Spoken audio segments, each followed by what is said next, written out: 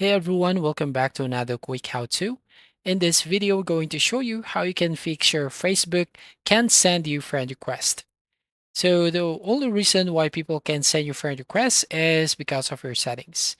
So to fix this, open up your Facebook app on your mobile and then go and tap on the menu icon or the profile at the bottom right hand corner of your screen.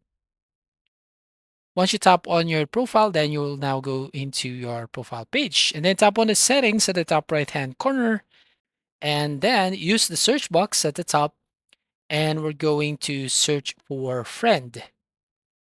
And as you can see, the first result here, the top result, as you can see, who can send you friend requests. So tap on that option and here you will find my current option is friends of friends. So to basically change this, so tap on that option and change to everyone. So anyone can send you a friend request. So just select this option. So that's all. Thank you for watching. Please like and subscribe and see you on the next video.